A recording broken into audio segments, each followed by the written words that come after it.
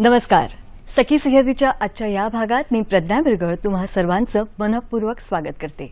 आज हनुमान जन्मोत्सव आहे. सह्याद्री वाहिनी आणि सखी सह्याद्रीच्या संपूर्ण परिवारातर्फे तुम्हा सर्वांना हार्दिक शुभेच्छा. आणि आजच्या दिवसाचं विशेष महत्त्व म्हणजे आज आहे महात्मा ज्योतिबा फुले यांचा जन्मदिन. महात्मा ज्योतिबा फुले आद्य समाज सुधारक, आद्य समाज क्रांतिकारक. त्यांचं कार्य आणि जीवन हे दैदिप्यमान आहे. जसं सूर्य जशा प्रकारे दररोज उगवतो आणि त्याचे किरण तेज देत असतात, त्याचप्रमाणे महात्मा ज्योतिबा फुले यांची विचारधारा आपल्याला सतत प्रकाश वाटा दाखवत असते.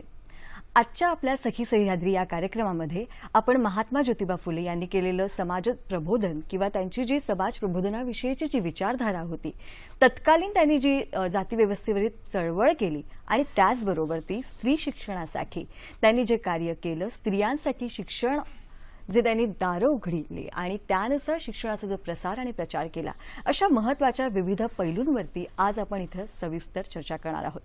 आजच्या आपल्या सखी सह्याद्री या कार्यक्रमाचा विषय आपण पाहूया. समाज क्रांतीचे जनक महात्मा ज्योतिबा फुले.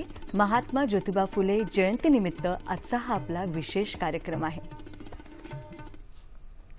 आजच्या या कार्यक्रमाचा विषय तर तुम्हाला कळलेलाच आहे, पण आजच्या या कार्यक्रमामध्ये तज्ज्ञ मंडळी म्हणून सहभागी होणार आहेत भागा वरखडे, निवासी संपादक, पुण्यनगरी, पुणे. नमस्कार सर, तुम्ही इथे आलात, तुमचं हार्दिक स्वागत. सरांविषयी सांगते की यशवंतराव मुक्त विद्यापीठात लेक्चरर म्हणून सर कार्यरत होते. विविध मराठी वर्तमानपत्रामध्ये त्यांनी लेखन केलेले आहे आणि पत्रकारितेमध्ये तब्बल 35 वर्षांचा सरांचा अनुभव आहे. त्याचबरोबर आज आपल्याशी चर्चा करायला इथे उपस्थित आहेत यमाजी माळकर, संपादक आहेत अर्थपूर्ण मासिक, पुणे. सर, तुम्ही इथे आलात, तुमचं सुद्धा स्वागत. माळकर सर अर्थक्रांती प्रतिष्ठानचे ट्रस्टी आहेत. विविध मराठी वर्तमानपत्रात पत्रकारितेचा सरांचा जवळजवळ 35 वर्षांचा असा अनुभव आहे. आर्थिक साक्षरता आणि अर्थक्रांती प्रचारासाठी सर महाराष्ट्रभर व्याख्यानं देतात आणि तुमचा सहभाग आमच्या कार्यक्रमामध्ये खूप महत्त्वाचा आहे. जर तुम्हाला आमच्याशी बोलायचं असेल, तुमच्या काही प्रतिक्रिया असतील, प्रश्न विचारायचे असतील, तर त्या आमच्यापर्यंत नक्की पोहोचवा. आमचे नंबर, दूरध्वनी क्रमांक चटकन टिपून घ्या. संपर्कासाठी दूरध्वनी क्रमांक आहे 24908050, 24988050. मोबाईलवरून फोन करणार असाल किंवा मुंबईबाहेर जे आमचे प्रेक्षक आहेत त्यांच्यासाठी STD कोड आहे 022. फोन करताना काही गोष्टींची आपण नेहमीच काळजी घेत असतो, आजही आपण घेणार आहोत. फोन करत असताना, आमच्याशी बोलत असताना आपल्या टीव्हीचा आवाज जो आहे तो पूर्णतः बंद ठेवावा, जेणेकरून आपला जो संपर्क आहे तो सलग होईल आणि तुमचा जो आवाज आहे तो आमच्यापर्यंत स्पष्टपणे पोहोचेल. मोबाईलवरून संपर्क साधणार असाल तर अशा ठिकाणाहून फोन करा जिथे नेटवर्क उत्तम असेल, जेणेकरून आपला संपर्क तुटणार नाही आणि हो, आसपास आवाजही नसेल. एक विनंती आहे. आजचा आपल्या कार्यक्रमाचा विषय आहे समाज क्रांतीचे जनक महात्मा ज्योतिबा फुले. या विषयाच्या अनुषंगाने जर तुम्ही प्रश्न विचारले तर आजचा आपला कार्यक्रम अधिक अभ्यासपूर्ण आणि मार्मिक होईल आणि अधिकाधिक आपला कार्यक्रम खुलत जाईल. गतिशीलता आणि त्यानुसार होणारे बदल जे आहेत ते प्राकृतिक असतात, निसर्ग नियमांनुसार असतात. असं म्हणूयात की बदल ही निसर्गाची एक महत्त्वाची पायरी आहे. परिवर्तन ही गरज आहे आणि ते तर होतच असतं. पण काही बदल जे आहेत ना ते चटकन होतात, तर काही बदल व्हायला शेकडो वर्षे लागतात. मग ते भौगोलिकदृष्ट्या असतील, सामाजिकदृष्ट्या असतील, राजकीयदृष्ट्या असतील. पण सामाजिकदृष्ट्या जेव्हा बदल होतो तेव्हा वैचारिक बदल होतो आणि तो आमूलाग्र असतो, तेव्हा समाजक्रांती होते. सर, तुम्ही काय सांगाल की महात्मा ज्योतिबा फुले यांनी खऱ्या अर्थाने समाजक्रांती केली? तुमचं काय मत आहे? समाज क्रांतिकारक ज्योतिराव फुले यांना आधी अभिवादन करूयात. महात्मा फुले ज्या काळात होऊन गेले त्या काळाची परिस्थिती आधी आपण समजून घेतली पाहिजे. इंग्रज नुकतेच भारतामध्ये स्थिर व्हायला लागले होते. पेशवाई संपली होती. अनेकदा दुष्काळ येत होते आणि सामाजिक परिस्थिती ही अतिशय हलाखीची होती. शेतकरी हा अंधकारमय आयुष्य जगत होता. स्त्रियांची परिस्थिती अतिशय वाईट होती आणि समाजामध्ये उच्चभ्रू समाज, जो ब्राह्मण्य ज्याला म्हणतो आपण, तो समाज खालच्या सगळ्या समाजांवर प्रचंड अत्याचार करत होता. म्हणजे खरं म्हणजे ती पद्धतच होती समाजाची की उच्च जातीच्या किंवा ब्राह्मण्य पाळणाऱ्या लोकांनी जे बहुजन समाज आहे त्यांना कुठलेही मानवी अधिकार आहेत की नाही असं म्हणावं इतकी वाईट परिस्थिती त्यावेळी होती. आणि महात्मा फुलेंचं मोठेपण त्यात आहे की त्यांनी त्यातली प्रत्येक त्रुटी ओळखून मानवी अधिकार हे सर्व समाजाला एकच माणूस म्हणून बहाल करावेत असे प्रयत्न त्यांनी केले. आणि खरं म्हणजे महात्मा हे गेली, पण महात्मा फुलेंचं आयुष्य जर आपण पाहिलं तर आपल्याला आश्चर्य वाटतं आज की या माणसाने आपल्या आयुष्याच्या अवघ्या 62-63 वर्षांमध्ये किती मोठे बदल या देशाला दिले हे आपण सर्वजण त्यांच्या चरित्रावरनं जाणतो. हो, फुले यांनी एक मोठ्या प्रमाणात सामाजिक प्रबोधन केलं, तर त्याचं स्वरूप काय होतं, तुम्ही काय सांगाल सर? आता जसं मालकर साहेबांनी सांगितलं तसं त्या काळची परिस्थिती आणि समाज याच्यामध्ये मोठं अंतर पडलेलं होतं. मुख्यतः डाऊन ट्रोडन असे जे 4 मुख्य घटक होते, त्यात शेतकरी होते, महिला होत्या, कामगार होते, दलित होते, आदिवासी होते. या सर्व समाज घटकांचा अतिशय बारकाईनं महात्मा फुलेंनी विचार केलेला दिसतो.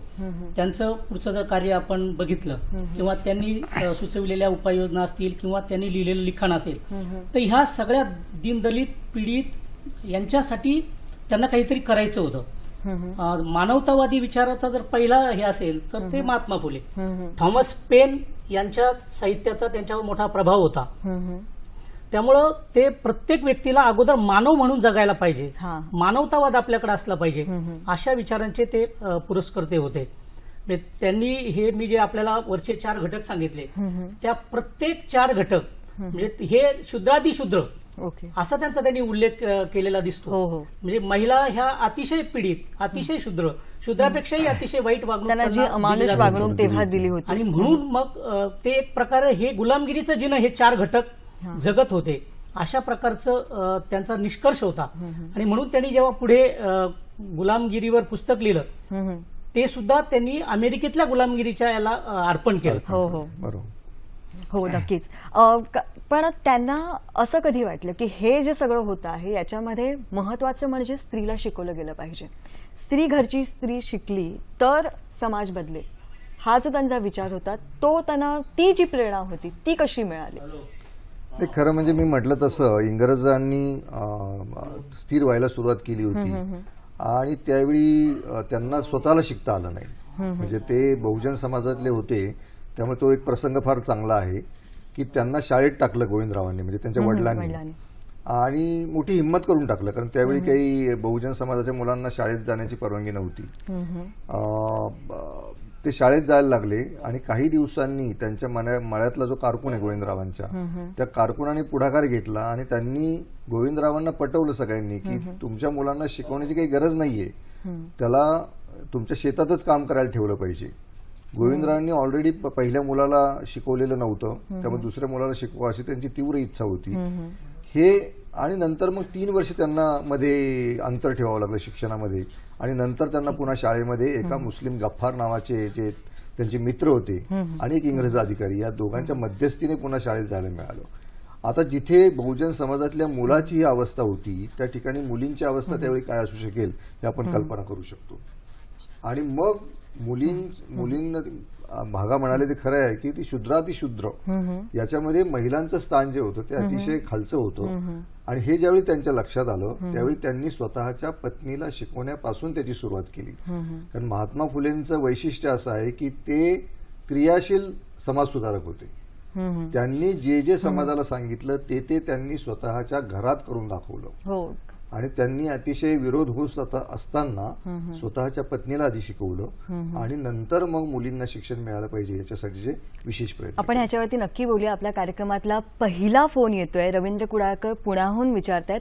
रवींद्रजी नमस्कार, मी रवींद्र कुडाळकर पुण्याहून बोलतोय. हा, तुमचं स्वागत आहे, बोला. सर्वप्रथम महात्मा ज्योतिबा फुले यांच्या जयंतीनिमित्त मी त्यांना विनम्र अभिवादन करतो. खरं तर महात्मा ज्योतिबा फुले यांनी जी शैक्षणिक आणि सामाजिक क्रांती केली त्यामुळे आम्ही शिक्षणातल्या संधी आणि आजच्या आयुष्यातल्या विविध संधी याचा उपभोग सकारात्मकपणे घेत आहोत. माझा प्रश्न दोन्ही मान्यवरांना आहे. तो प्रश्न असा आहे की आजच्या धावत्या जीवनशैलीच्या या युगामध्ये आजचे जे शिक्षण तज्ञ किंवा समाज कार्यकर्ते आहेत त्यांनी महात्मा ज्योतिबा फुले यांच्याकडे एक आदर्श म्हणून पाहून कशा प्रकारे त्याचा उपयोग आपल्या कार्यामध्ये केला पाहिजे. धन्यवाद. ओके, आपण या प्रश्नाचं उत्तर नक्कीच देऊया. प्रश्न आम्हाला कळलेला आहे. त्यांनी असं सांगितलेलं होतं की आदर्श जो महात्मा ज्योतिबा फुल्यांनी जो दिलेला आहे तो कसा आपण आजच्या काळामध्ये आपण कसा घेऊ शकतो. आपल्याकडे सर आलेले आहेत आपल्या स्टुडिओमध्ये, माळकर सर आणि वरखडे सर. सर तुम्ही काय सांगाल या प्रश्नाबद्दल? 1882 साली हंटर आयोगासमोर महात्मा ज्योतिराव फुले यांनी शिक्षणाविषयीचे काही प्रस्ताव मांडले होते आणि कुडाळकरांनी यांना जो प्रश्न विचारला तो आजच्या काळातही महात्मा फुलेंच्या शिक्षणाचा विचार करणं किती आवश्यक आहे हे लक्षात आणून देणारं आहे. महात्मा फुले असं म्हणाले होते की पुस्तकी शिक्षणाला जे अतिरेकी महत्व देण्याचं काही कारण नाही. पुस्तकी शिक्षणापेक्षा कौशल्य येणं म्हणजे काही प्रत्यक्ष काम करण्याचा शिक्षणामध्ये अंतर्भाव करणं हे अतिशय महत्वाचं होतं आणि त्याही पेक्षा महत्वाचं म्हणजे शिक्षणाची संधी प्रत्येकाला मिळाली पाहिजे. प्राथमिक शिक्षण हे सक्तीचं आणि सगळ्यांसाठी असलं पाहिजे. मला असं वाटतं की आजही आपण ते करू शकलेलो नाही आहोत. तर खरं म्हणजे महात्मा ज्योतिराव फुले यांचं आज जयंतीच्या निमित्ताने त्यांना अभिवादन करताना आपण असा संकल्प केला पाहिजे की किमान इतक्या वर्षानंतर तरी सक्तीचं प्राथमिक शिक्षण प्रत्येकाला आपण देऊ शकलो पाहिजे आणि पुस्तकी शिक्षणापासून जितक्या लवकर शक्य असेल तितक्या लवकर आपण आपली सुटका करून घेतली पाहिजे. सर, पुस्तकी शिक्षणाबद्दल तुम्ही म्हणालात की आता आपण पाहतो की महात्मा ज्योतिबा फुले, सावित्रीबाई फुले यांचं साहित्य सिलेबसमध्ये इन्कॉर्पोरेट करण्यात आलेलं आहे, अभ्यासक्रमामध्ये ते आलेलं आहे. खूप वर्ष झाली पण आलेलं आहे. तर त्यांच्या साहित्याविषयी तुम्ही काय सांगाल? कारण का त्यांनी जे लिहिलं ते असं गोड गोड असं वाङ्मय नव्हतं किंवा ललित लेखन नव्हतं. तत्कालीन सामाजिक परिस्थिती होती, सत्य होतं आणि त्यांनी ते स्पष्ट शब्दात लिहिलेलं होतं. तुम्ही काय सांगाल सर याविषयी? हे महात्मा फुलेंचं साहित्य हे त्यांच्या वेदनेतून जगण्यातून आलेलं होतं. म्हणजे पूर्वी जे विचारवंत होते ते वांझोटे विचारवंत होते काही, म्हणजे फक्त बोलायचं आणि कृती मात्र काही करायची नाही. महात्मा फुले आणि त्यांच्यासारखे आणखी काही विचारवंत त्याला अपवाद होते.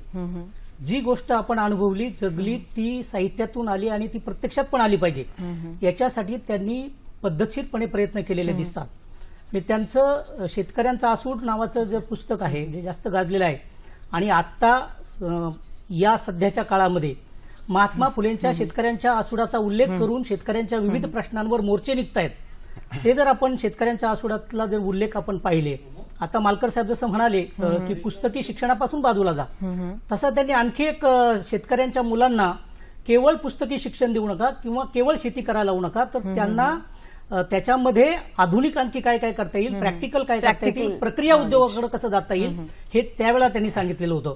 आता आपण एकरी उत्पादकताच्या गप्पा गोष्टी करतो, पण महात्मा फुलेंनी त्यांच्या काळात स्वतः संकरित बियाण्याचा वापर करण्याचा आग्रह धरला नाही नुसता, तर त्यांनी ते प्रत्यक्षात आणलं आणि एकरी उत्पादन जास्त कसं घेता येऊ शकतं हे त्यांनी दाखवून दिलं. तेव्हा त्यांनी त्या काळामध्ये हे सगळं सिद्ध केलेलं होतं की कसं असायला हवं.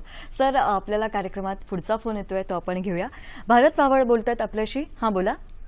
नमस्कार मॅडम. नमस्कार, तुमचं स्वागत आहे. महात्मा ज्योतिराव फुले यांनी महिला शिक्षण चळवळ आपल्या केवळ आपल्या महाराष्ट्रात नव्हे तर संपूर्ण देशामध्ये यशस्वीपणे राबवली आणि आज आपण पाहतो की आपल्या महिला ह्या आपल्या देशातच नव्हे तर युरोप, अमेरिका सारख्या अनेक देशामध्ये चांगल्या प्रकारे काम करत आहेत, उच्चपदस्थ काम करत आहेत आणि देशाचं नाव उज्ज्वल करत आहे.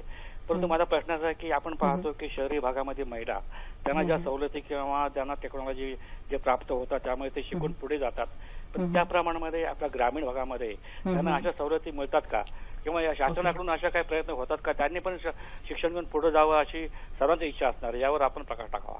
धन्यवाद. धन्यवाद भारत सर, तुम्ही आमच्याशी बोललात.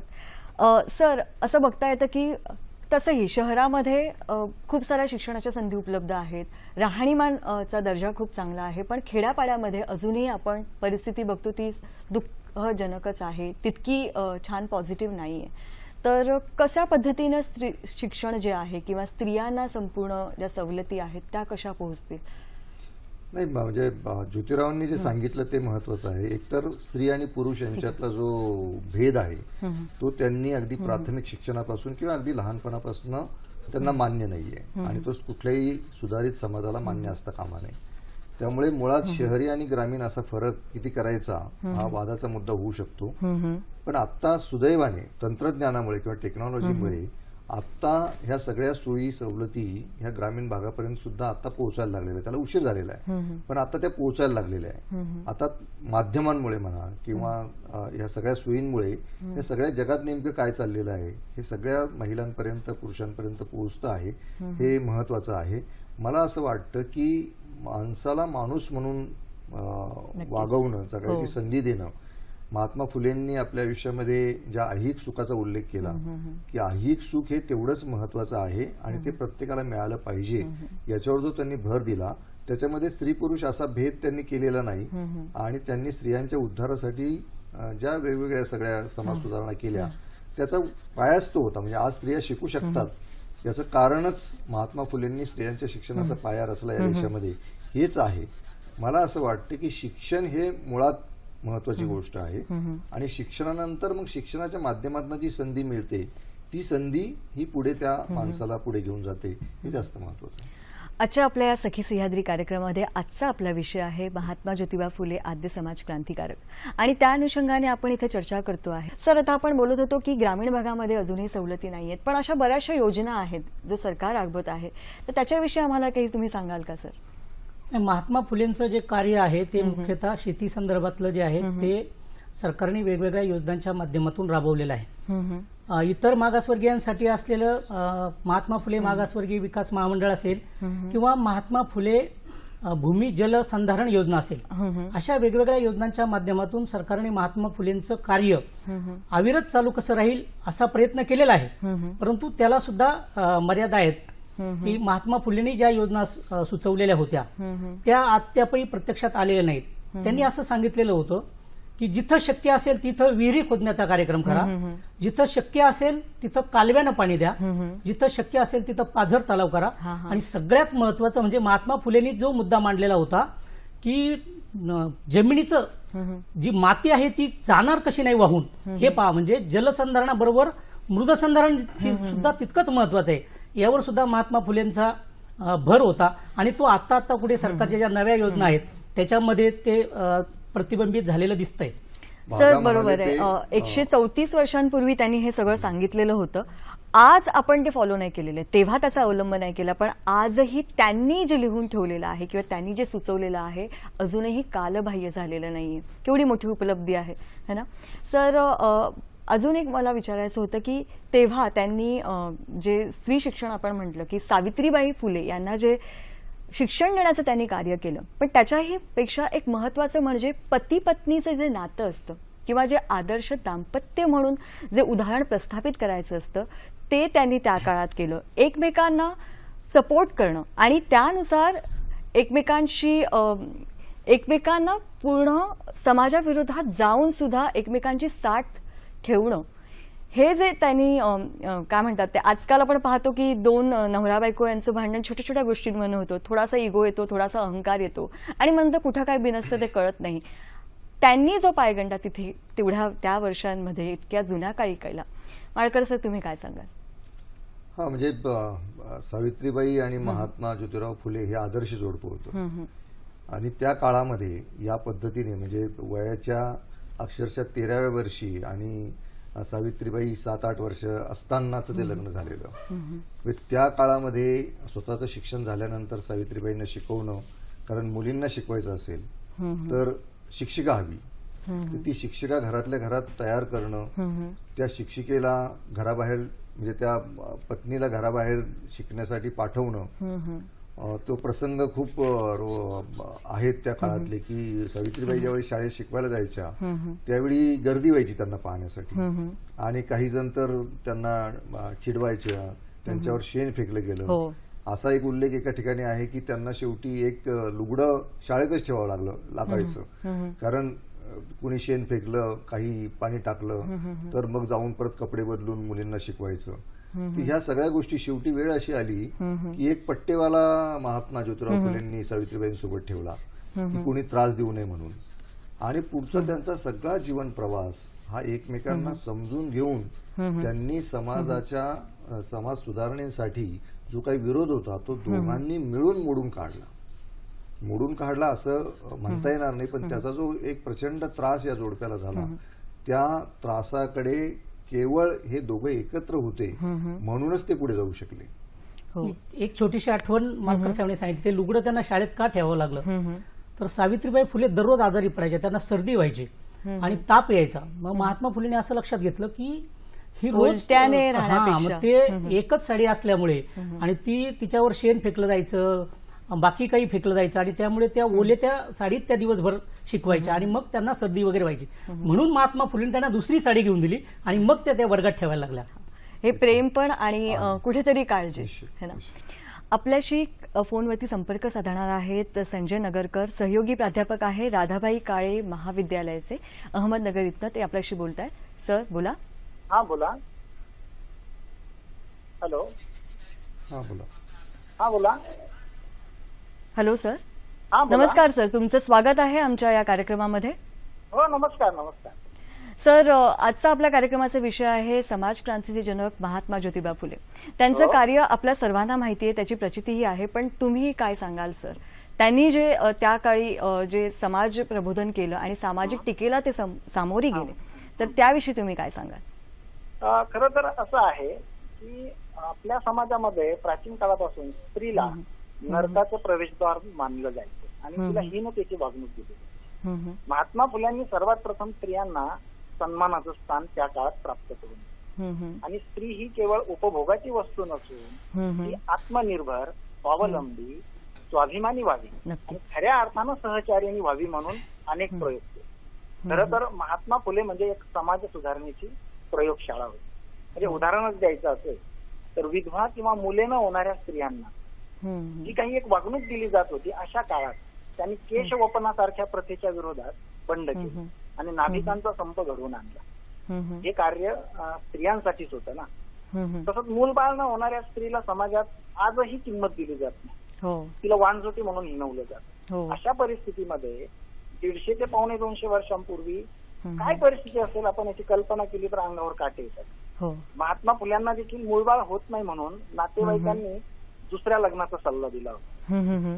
त्यांना सडेतोड उत्तर देताना महात्मा फुले असं म्हणाले होते की माझ्यात दोष आहे असं समजून तुम्ही जर मला दुसऱ्या लग्नाचा सल्ला देताय तर तो फार चुकीचा आहे.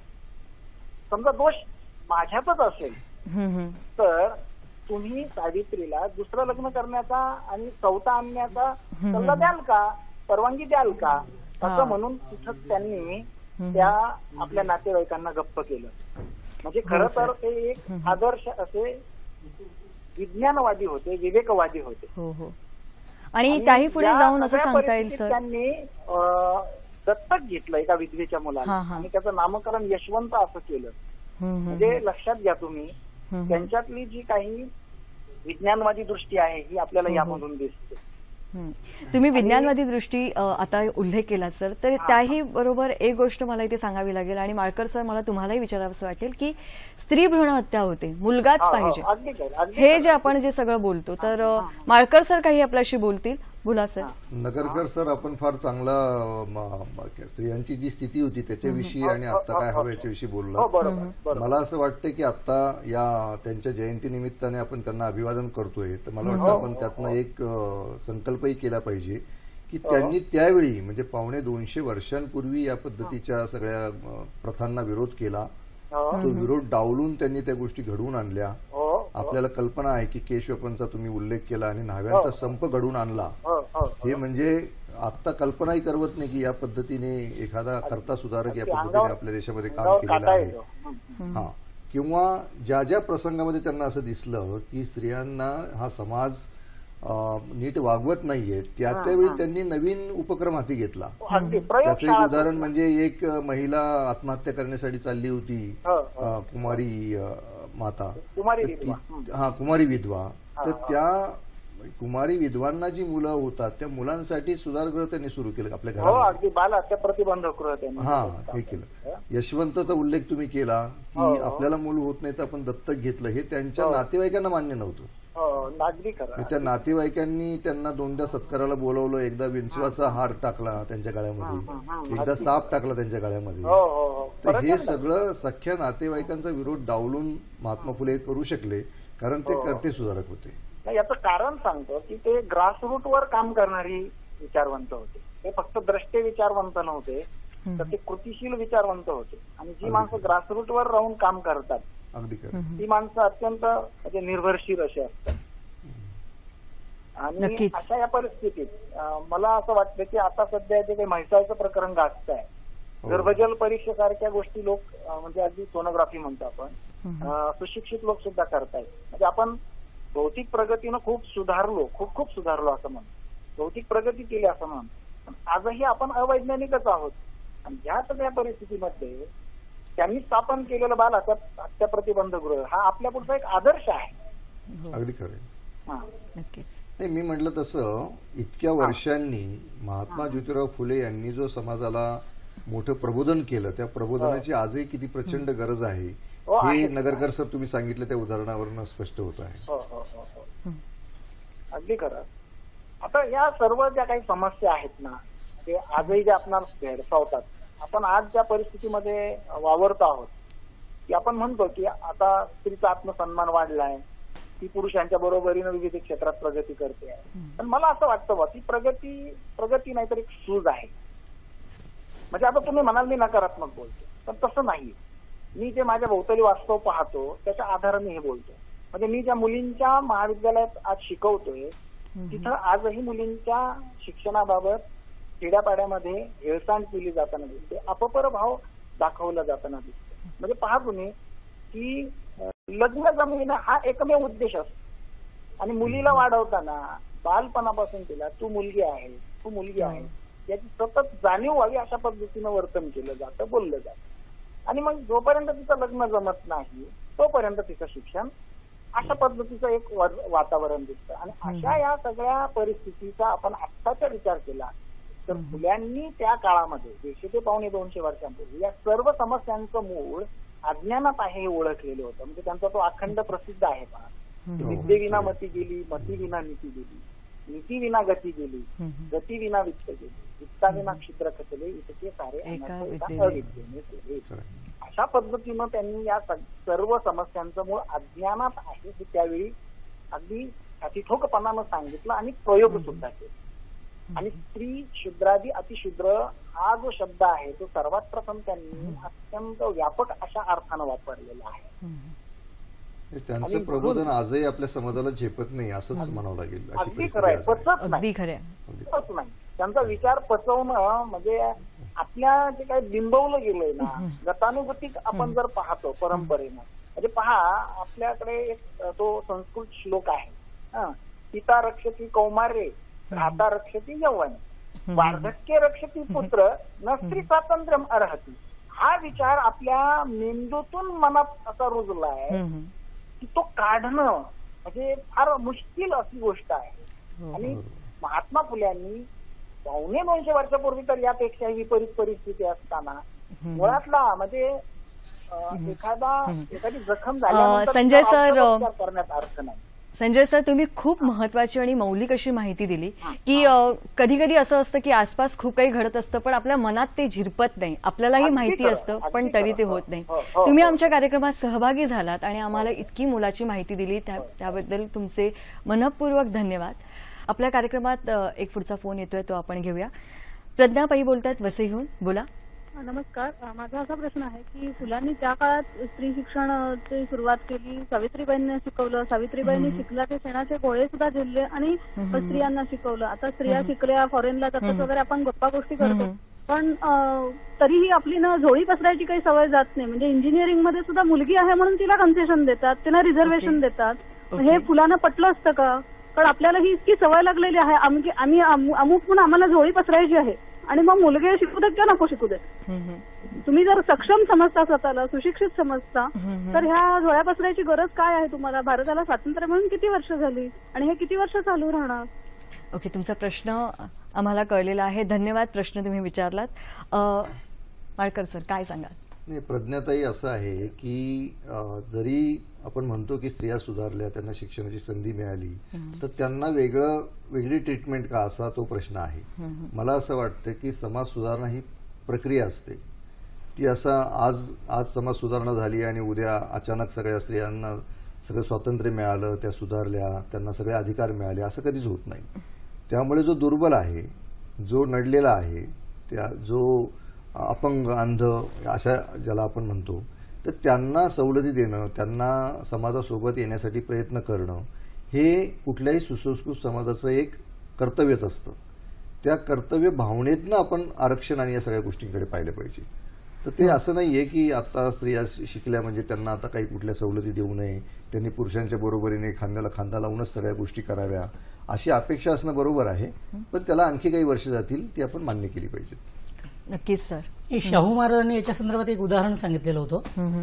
एक धष्टपुष्ट आणि भरपूर खाऊ घातलेल्या पैलवान आणि एक त्याला काही खाऊ न घातलेला आणि वर्षानुवर्ष ज्याची उपासमार झाली अशा पैलवानांची कुस्ती लावली आणि मग सांगितलं की हे शक्य आहे का. तसं ह्या महिलांना हजारो वर्ष त्यांच्यावर अन्याय झालाय, हजारो वर्ष त्या पाठीमागे राहिल्या आणि मग आता त्यांना सवलती देऊन पुढे आणणं, प्रभात आणणं आणि त्यांना इतरांशी स्पर्धा करण्यास तेवढं सक्षम बनवणं ते अजूनही पूर्ण झालेलं नाही. जागतिक संस्थेचा एक नुकताच निष्कर्ष आलेला आहे आणि तो मी आपल्याला या निमित्ताने मांडला तर मला वाटतं की वावगं ठरणार नाही. आता जरी महिला वेगवेगळ्या क्षेत्रात कार्यरत असल्या, वेगवेगळ्या क्षेत्रात त्या पुढे असल्या तरी अजूनही त्यांना आर्थिक निर्णय घेण्याचे अधिकार नाहीत.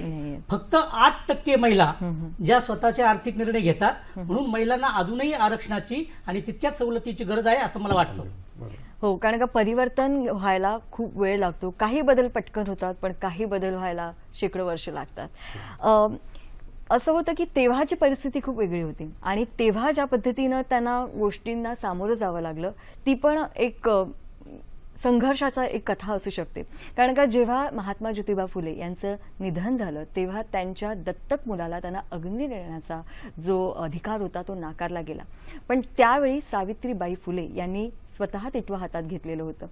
तेव्हा आपल्याला असं वाटतं की का हवा मुलगा, कशासाठी मुलाची आसक्ती. आजही मुलींचा जन्म झाला तर तिला नकोशी म्हणून घेतलं जातं, स्त्री भ्रूणहत्या होते. तर तुम्ही काय सांगाल की का हवा मुलाचा हट्टाहस का. नाही, अजूनही आपली जी मानसिकता आहे ती पारंपरिक मानसिकता आपली बदललेली नाही. वंशाला दिवाच हवा अशा प्रकारची अजूनही भूमिका आहे. खरं तर मुली सुद्धा आई वडिलांचं संगोपन अतिशय चांगलं करू शकतात आणि आता इतक्या न्यायालयाने निकाल दिलेले आहेत की मुली सुद्धा आई वडिलांच्या संगोपनाची जबाबदारी घेऊ शकतात किंवा त्यांना तशी जबाबदारी न्यायालयानं टाकलेली आहे आणि आर्थिकदृष्ट्या आणि शैक्षणिकदृष्ट्या सक्षम झालेल्या आहेत, घेऊ शकतात जबाबदारी. हा, तर मग त्यांना का हे नको. आणि दुसरी गोष्ट आपण म्हणालात की आता 2011ची जनगणना जेव्हा बाहेर आली आकडेवारी आणि त्या आकडेवारीमध्ये एक अतिशय गंभीर आकडा माझ्या समोर आलेला आहे की त्या एका वर्षामध्ये 4 कोटी स्त्रीगर्भ पाडण्यात आले. हा जर अधिकृत आकडा असेल तर अनधिकृत आकडा हा किती मोठा असेल याचा आपण आता तुम्ही जे म्हैसाळचा जे उल्लेख केला तर हे असे गावोगावी दवाखाने चालू आहेत. अतिशय वाईट पद्धती. ही जी मानसिकता, ही मानसिकता पहिली बदलली पाहिजे आपली की मुलगाच असेल तर तो आपलं वृद्धापकाळी आपलं संगोपन करील असं जे आई वडिलांना अजूनही वाटतं ते चुकीचं आहे. ते आपण आता वारंवार सिद्ध झालेले आहे. आणि आता काही उदाहरणं अशी घडलेली आहेत की वडील वारले, आई वारले तर मुलींनी सुद्धा खांदे दिलेले आहेत, मुलींनी अंत्यसंस्कार केलेले आहेत. ह्या अशा ज्या घटना आहेत ह्या अधिक प्रकर्षानं समाजापुढे आल्या पाहिजेत तरच समाजाची मानसिकता बदलेल. यशवंताचं ते उदाहरण फार महत्वाचं आहे की ठाण्याच्या एका महिलेला हा मुलगा झाला आणि मग त्या डॉक्टरना असं वाटलं की ह्या मुलाला आता त्या महिलेचं निधन झालं त्याच्यामध्ये आणि मग ह्या मुलाला कुठे ठेवावं तर तिथे समाजामध्ये दुसरी कुठली जागाच नव्हती. डॉक्टर लाड त्यांचं नाव होतं आणि त्यांना असं वाटलं की आपण या मुलाला ज्योतिराव फुलेंकडे द्यावं आणि पुण्याला मग त्यांनी यशवंताला, म्हणजे यशवंतानंतर नाव ठेवलं, पण त्या मुलाला ज्योतिराव फुलेंच्या हवाली केलं आणि तो मुलगा या जोडप्याने दत्तक घेतला. पण त्यावेळी जवळच्या नातेवाईकांना ते सहन झालंच नाही शेवटपर्यंत. म्हणजे जी प्रॉपर्टी होती ती प्रॉपर्टी यशवंतला जाईल की काय या चिंतेतच ते नातेवाईक होते. तर हे तेव्हापासून आलेला तो म्हणजे वर्षानुवर्ष म्हणजे आकस असा होता की वंशाला दिवा नको तर पैसा हे महत्वाचं कारण होतं. आपल्याला कार्यक्रमात पुढचा एक फोन येतो आहे. सागर गाडे बोलतात पुण्याहून. बोला. हॅलो. हा, नमस्कार. बोला, तुमचं कार्यक्रमात स्वागत.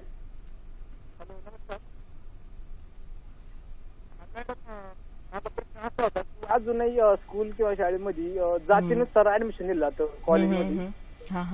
तर मग आणि दाखलं सुद्धा जात दाखवली जाते हिंदू मुस्लिम. तर ही म्हणजे बंद का नव्हतं. आपला जो दाखला आहे त्याच्यावर डायरेक्ट इंडियन म्हणून का नाही नाव टाकलं, डायरेक्ट असं हिंदू म्हणून का ते असं प्रश्न होता. सागरजी, तुमचा प्रश्न आम्हाला कळलेला आहे.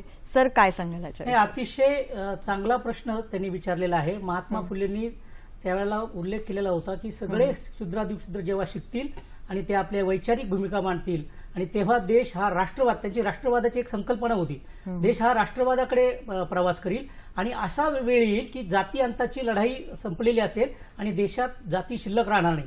परंतु दुर्दैवानं ते चित्र अजूनही पूर्ण झालेलं नाही. नुकताच संसदेमध्ये एक अहवाल सादर झाला आणि त्या अहवालात अजूनही आदिवासी दलित यांना आरक्षणाची गरज का आहे आणि त्या आपण आर्थिक स्थितीच्या आधारे आपण आरक्षण मागतो, ते द्यावा असं म्हणतो. परंतु हा जो अहवाल मांडलेला आहे त्या अहवालात असं स्पष्टपणे म्हटलेलं आहे की इतर मागासवर्गीय, दलित, पीडित, आदिवासी यांची आर्थिक स्थितीच मुळात अजूनही खालवलेली असल्यामुळे त्यांना आरक्षणाची गरज आहे आणि हे आरक्षण अजून काही काळ आपल्याला चालू ठेवावं लागेल आणि वेळ अशी आली पाहिजे की त्या वेळेला कुणाला आरक्षणाची आणि जात हे दाखल्यावरून जातीचं नावच काढून टाकण्याची आपल्याला आवश्यकता भासली पाहिजे.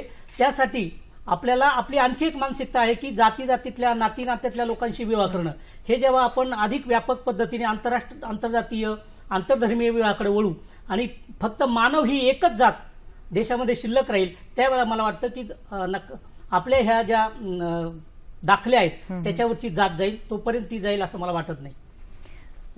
सर, मला एक विचारावंसं वाटेल ह्याच्याविषयी की आजच्या काळामध्ये आपण अनेकदा असं बघतो की स्त्री शिक्षण किंवा ज्योतिबांनी जे दिलेलं आहे तत्वज्ञान ते आपल्याला माहिती आहे, पण आपण ते कितपत अवलंबतो किंवा कितपत फॉलो करतो, काय सांगाल?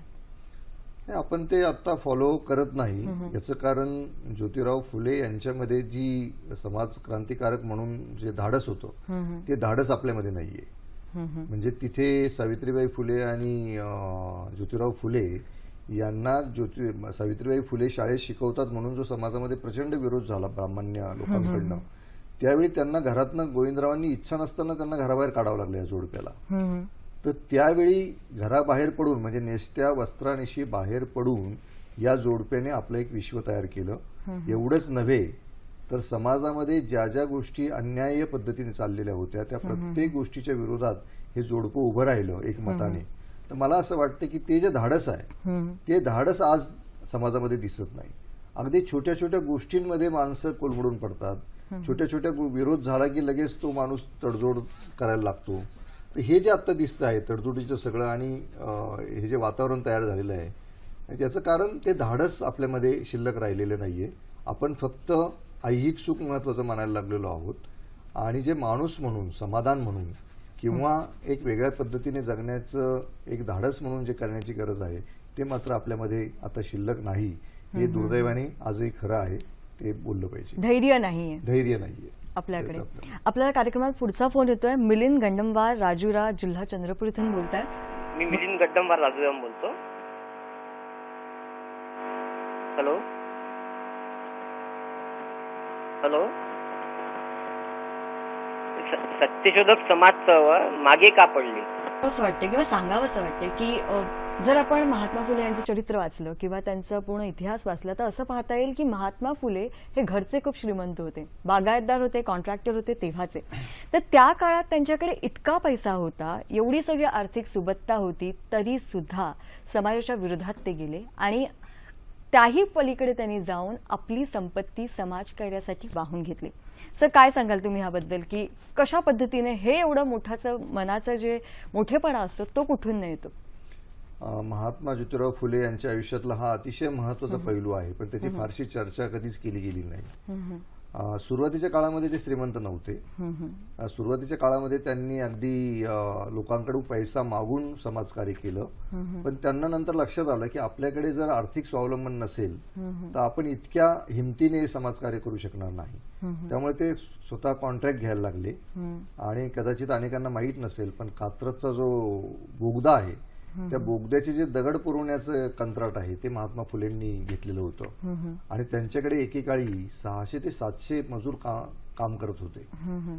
त्याचा असाही एक उल्लेख आहे की एरोड्याचा पूल झाल्यानंतर त्या सगळ्या मजुरांना ते घरी घेऊन आले, त्यातल्या काही लोकांना, आणि घरी त्यांनी मेजवानी दिली मजुरांना.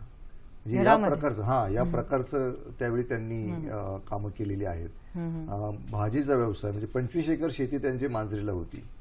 तिथे त्यांनी फळांची शेती पहिल्यांदा महात्मा फुलेंनी आपल्याकडे केलेली आहे.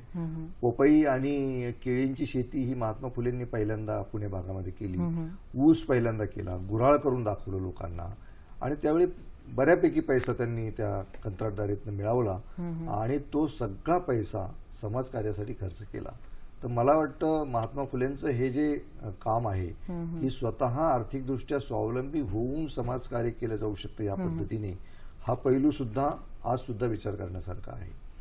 त्यांनी उद्योगी म्हणजे स्वतः समाजकार्य करतात म्हणजे लोकांकडनं पैसे घेऊनच समाजकार्य केलं पाहिजे असं त्यांनी मानलं नाही. त्यांनी स्वतः पैसा उभा केला, स्वतः उद्योग केला आणि त्यातनं हे काम पुढे जात राहील, जेणेकरून कोणी अडवणारा उभा राहणार नाही याची काळजी त्यांनी घेतली. तर मला वाटतं हे फार महत्वाचं आहे. सर, स्त्री शिक्षणाबद्दल आपण बोललो आणि त्यांनी स्त्रियांसाठी जो उद्धार केला तेही बोललो, पण त्यांनी सत्यशोधक समाजाची पण स्थापना केली. त्या काळी एक मोठी चळवळ होती, समाजातलं सत्य आणि सार्वजनिक जी परिस्थिती होती. तर वरखडे सर, तुम्ही काय सांगाल? महात्मा फुलेंचं जे आपण म्हटलं की ते काळाच्या कितीतरी पुढे पाहणारे होते. सत्य, तुम्ही जो उल्लेख केला की 24 सप्टेंबर 1873 मला वाटतं तारीख, त्या दिवशी त्यांनी सार्वजनिक सत्य पुण्यामध्ये स्थापना केली. त्यामध्ये तुम्हाला आश्चर्य वाटेल, सावित्रीबाई फुले बरोबरच्या 19 स्त्रिया त्याच्यामध्ये होत्या. म्हणजे त्या सार्वजनिक स्थापनेच्या वेळेपासून इतका पुढचा विचार त्यांनी केलेला होता. त्यांच्या त्या दिनबंधूमध्ये ते सगळं नंतर प्रकाशित झालं. त्यांनी जे धर्माचे याचे जे विचार मांडलेले आहेत किंवा जी जातीमधला जो भेद होता किंवा जी समाजाची विशुद्ध पायावरती मांडणी होती असं ते त्यांना वाटायचं. त्यांनी मुळात ते सगळे धर्म जे आहेत, धार्मिक ग्रंथ जे आहेत सगळे, ते कुणी ईश्वराने निर्माण केलेले नाहीत, तर ते मानवाने निर्माण केलेले आहेत असं ते सांगायचे. आणि ते ईश्वराला ईश्वर म्हणत नव्हते, निर्मिक म्हणायचे.